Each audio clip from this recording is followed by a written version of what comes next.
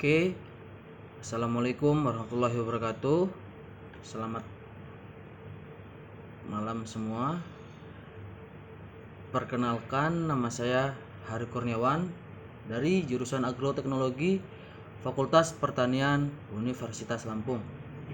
Pada kesempatan hari ini, saya akan mempresentasikan poster draft up penelitian saya yang berjudul Pertumbuhan dan hasil kopi Robusta grafting Liberica dengan perbedaan jenis klon dan waktu pemupukan.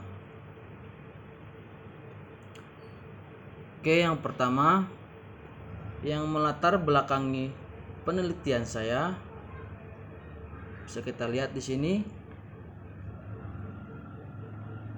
Masalah yang pertama yakni pentingnya kopi di Indonesia.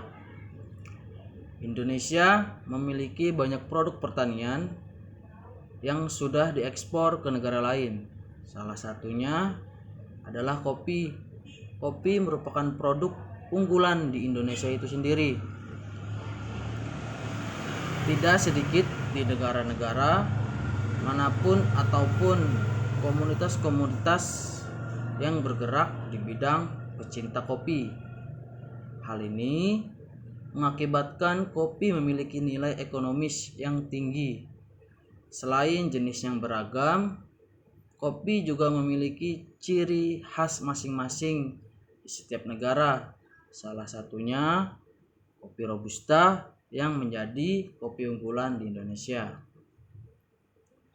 Yang kedua, di Indonesia banyak jenis klon kopi Robusta unggul yang telah diresmikan oleh pemerintah seperti BP 358, BP 42 dan lainnya.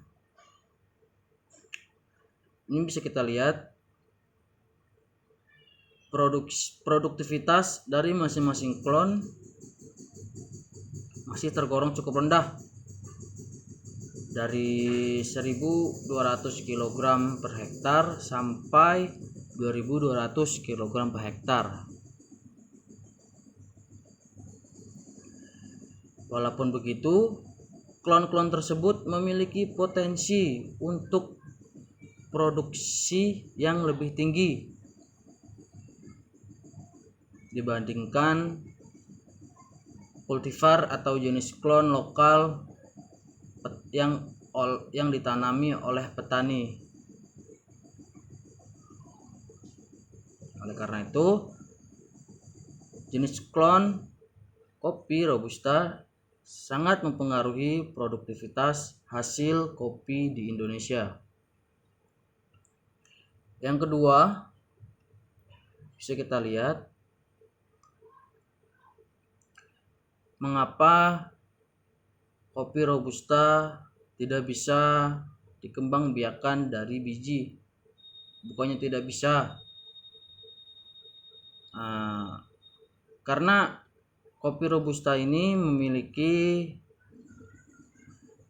ciri yakni penyerbukan silang. Hal ini mengakibatkan bahwasannya kopi Robusta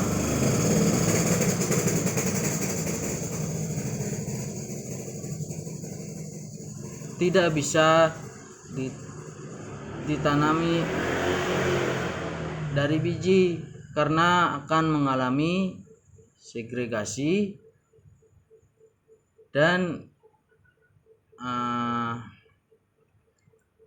kualitas dari kopi yang ditanam tidak sama seperti kualitas induknya. Maka dari itu, kopi Robusta dikembangbiakan atau ditumbuhkan dengan cara grafting.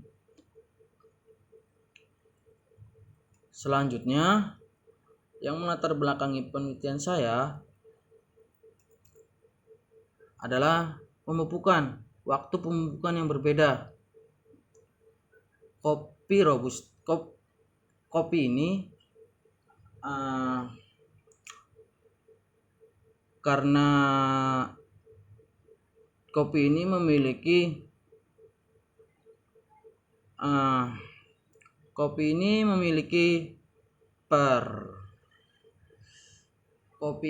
memiliki waktu pemupukan yang sulit untuk diprediksi. Tapi menurut rekomendasi pemupukan kopi, waktu yang baik adalah saat awal musim hujan dan akhir musim hujan. Oleh karena itu, saya akan mencoba untuk menelaah lebih baik waktu rekomendasi atau waktu yang ditentukan secara asal-asalan. Setelah latar belakang kedua, bisa kita lihat ada rumusan masalah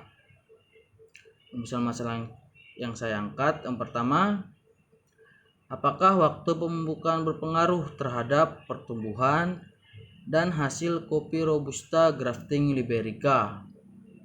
Nah, di sini saya ingin mengetahui bahwa apakah waktu pemupukan itu bisa mempengaruhi pertumbuhan kopi Robusta grafting Liberica atau tidak ada berpengaruhnya. Yang kedua, apakah klon berpengaruh terhadap pertumbuhan dan hasil kopi Robusta grafting Liberica? Ketiga, apakah terdapat interaksi antara jenis klon dan waktu pemupukan terhadap pertumbuhan dan hasil kopi Robusta grafting Liberica?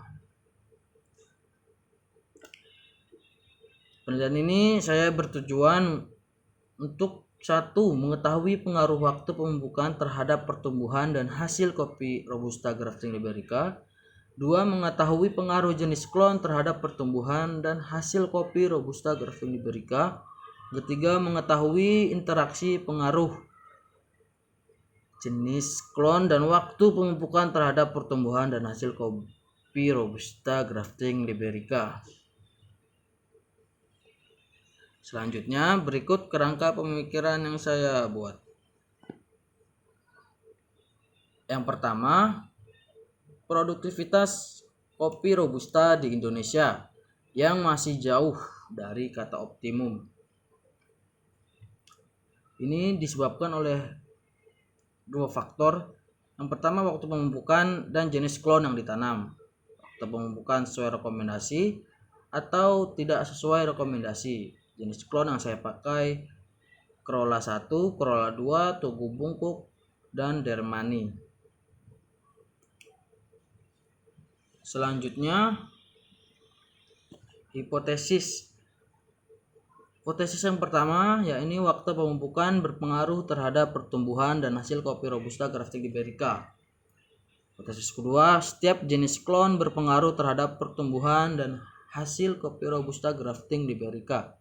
Yang ketiga, perbedaan waktu pemupukan dan jenis klon terdapat keterkaitan dalam faktor pertumbuhan dan hasil kopi Robusta grafting Liberica. Selanjutnya, metodologi penelitian. Penelitian akan dilakukan di Lampung Barat bertepatan pada 7 November 2020 hingga April 2021. Alat dan bahan yang saya gunakan yakni pertama, alat yang digunakan diantaranya jaring penanda, kawat plastik, alat tulis, meteran, jangka sorong, dan alat dokumentasi seperti kamera dan lainnya. Dan bahan yang digunakan yaitu kopi Robusta dengan jenis klon Corolla 1, Corolla 2, Tugu Bungkuk, dan Dermani. Kopi Liberica, pupuk urea SP36, KCL, dan Kieserit. Selanjutnya metode penelitian. Presentasi ini menggunakan rancangan faktorial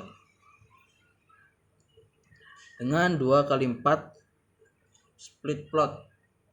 Jadi nanti saya akan dalam satu plot akan dilakukan 2 ulangan dengan perlakuan waktu pemupukan dan jenis klon yang berbeda.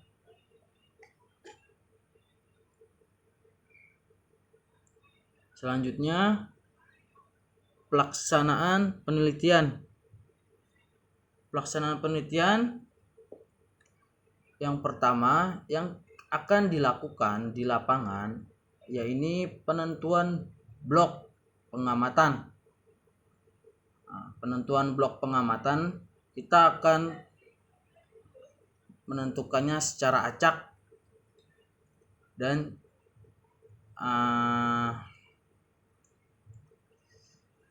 terdapat beberapa blok. Yang kedua ada penentuan sampel pohon, ketiga penentuan sampel cabang, dan yang keempat akan dilakukan pemeliharaan. Selanjutnya variabel pengamatan. Dalam penelitian ini saya memiliki 2 variabel, yakni variabel utama dan variabel pendukung. Variabel utama yang saya amati yakni warna daun dewasa, pertumbuhan cabang, panjang daun, penambahan buah, jumlah dompol per cabang, jumlah biji berdompol, bobot kering per cabang, dan bobot biji per pohon. Selanjutnya ada variabel pendukung, yakni analisis tanah secara komposit terhadap N, P, dan K. Dalam variabel pengamatan ini akan dilakukan dengan alat pengukur hijau daun dan secara visual. Oke, cukup sekian presentasi dari saya. Mohon maaf apabila ada kesalahan kata dan lainnya. Saya akhiri. Wassalamualaikum warahmatullahi wabarakatuh.